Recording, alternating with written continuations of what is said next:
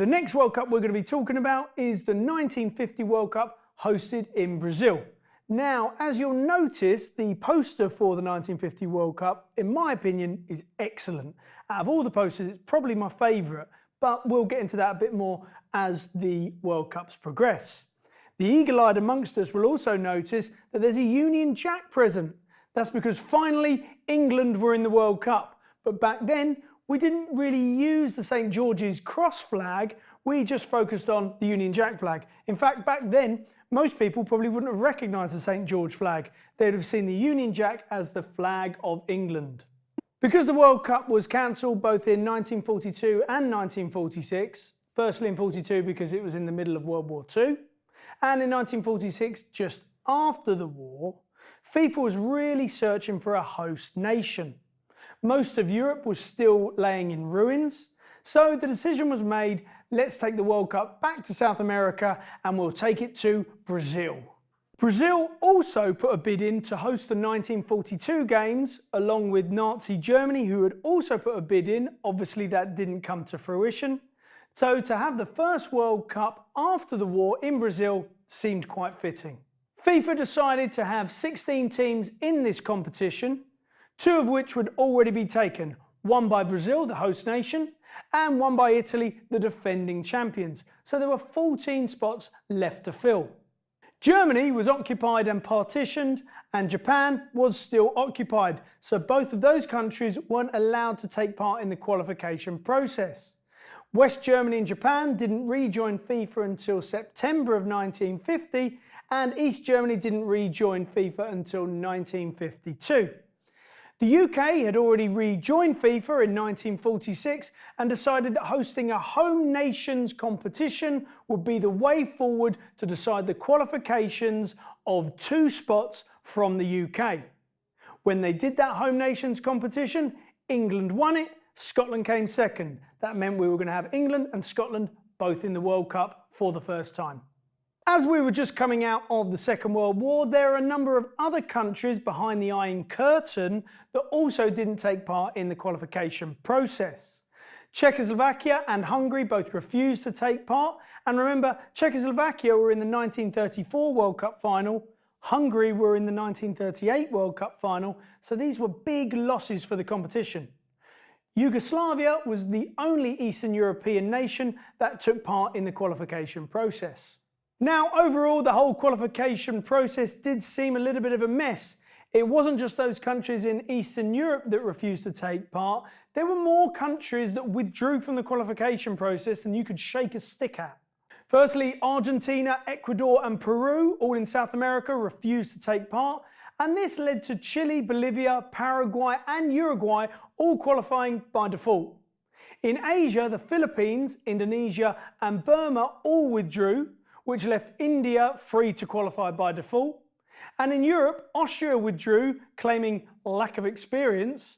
And Belgium also withdrew, meaning Switzerland and Turkey qualified without playing their final round of matches. So the 16 teams we had from Asia, we had India. From the Americas, we had Mexico and USA. From South America, we had Bolivia, Brazil, remember they're the hosts. We had Chile, Paraguay and Uruguay. And then from Europe, we had England, France, Italy, remember they're the holders. We had Scotland, Spain, Sweden, Switzerland, Turkey and Yugoslavia. That's 17. What? 17? So the original plan for 16 teams had kind of gone in the bin because now we've got 17 teams. However, the withdrawals didn't stop at the qualification process. Some even pulled out after they'd qualified. Scottish Football Association chairman George Graham, no, not the Arsenal George Graham, had said that they would only allow Scotland to take part in the World Cup if they'd won the home nations competition. They didn't, they came second. Scottish captain George Young was encouraged by the England captain Billy Wright, who by the way was the first man to reach 100 caps for England, to plead their case. Please can we go? This is a great opportunity for Scottish football. George Graham listened and said no. The withdrawals didn't stop there. Despite us now getting to that nice number of 16 teams, they just kept coming. Turkey withdrew due to financial issues and due to travelling to South America. So FIFA invited Portugal, Republic of Ireland, and France to fill the Turkey and Scotland gaps. France accepted, hence why they were in my original list. Then the draw for the 4 groups happened. However, after this, India withdrew due to travel costs, although there is a rumour that the reason they pulled out was because in the Olympics, just 2 years earlier, you were allowed to play football barefoot, and in this tournament, you weren't allowed. Now, since then, this rumour has kind of been kiboshed, and the main reason was India struggled financially to get to Brazil. However, FIFA have also said that they were willing to pay for much of the travel costs. I guess we won't really know the truth on that one. Now, despite France getting in through the back door, they decided they weren't going to attend the World Cup, citing travel issues. It's almost as if FIFA kept the location of the World Cup a secret until the last second, and then teams went, actually, that's quite far away and we can't afford to go. So, FIFA's genius plan of having 16 teams seemed to be not so genius after all. That plan is now out the window. We have 13 teams. And FIFA decided to divide up those 13 teams into 4 equal groups. Although, as you know, 4 doesn't go into 13. So, we have the following. In Group 1, we have Brazil, Mexico, Yugoslavia and Switzerland. And in Group 2, we have England, we have Spain, Chile and the USA. And in Group 3, we have Sweden, Italy, Paraguay. And in Group 4, we just had Uruguay and Bolivia. So 13 seems to be lucky for some Uruguay and Bolivia. So already the format looks a bit messy, and the format for this World Cup was different to previous World Cups. In fact, it's very different to today's World Cup. The winners from each group would go through to the semi-finals. Pretty simple so far, so we'd have 4 semi-finalists. However, once we got to the semi-final, it wasn't a straight knockout. It was a group of 4 teams. The winner of that group won the World Cup. So we could feasibly have a situation where a team is going into their last game just needing a draw to lift the World Cup. More on that later. Defending champions Italy were knocked out of the first round. This was the earliest ever a defending champion had been knocked out. However, the Italian team did have good reason. The Superga air disaster on May 4th, 1949 was carrying the Torino football team, most of which played for the Italian national team. Torino were the best team in Italy at the time. They'd won 5 league titles. In fact, there was a game just 2 years previous where 10, count them 10 Torino players were making up the Italian side. On the Superga air disaster, everybody on the plane unfortunately perished. That was 31 people. That included players, coaches, it included journalists and officials as well.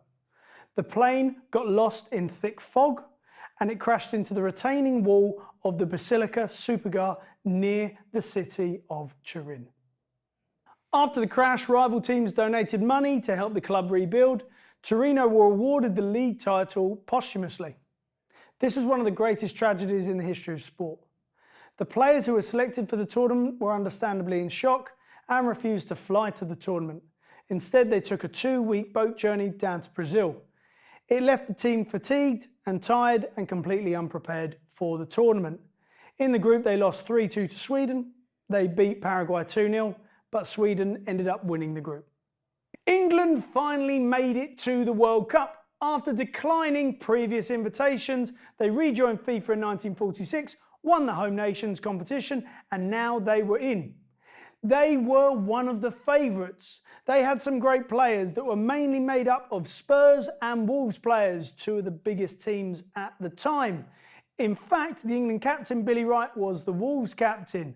We had players like Bert Williams, we had Billy Wright, Bill Nicholson, we had Ted Ditchburn, we had Jimmy Mullen, we had Alf Ramsey. Yes, that Alf Ramsey.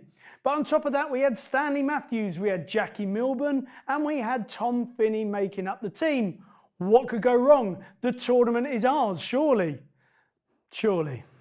England started the campaign with a 2-0 win over Chile with goals from Stan Mortensen and Wilf Mannion. Lovely jubbly. The next game was considered our gimme game. We were playing against the USA, most of which were part-timers. They had a dishwasher in there, they had a hearse driver in there, they even had a mailman. What could go wrong, right? However, then classic England showed up. We peppered the goal with shot after shot after shot. However, the USA goalkeeper continued to save everything that was fired at him.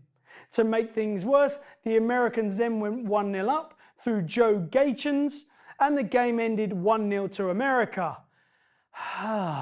Brilliant. We're now part of one of the biggest World Cup upsets ever. The final group game that we had was against Spain, but we lost that as well, 1-0. So that meant in England's debut World Cup, we played 3, we won 1, and we lost 2. Everybody considers this World Cup as the World Cup where USA knocked us out. Okay, so back to the format. We're now in that final group of 4 teams, that mini league, if you will. Brazil at that time turned it on. They beat Sweden 7-1 with 4 goals from Ademir, and they beat Spain 6-1.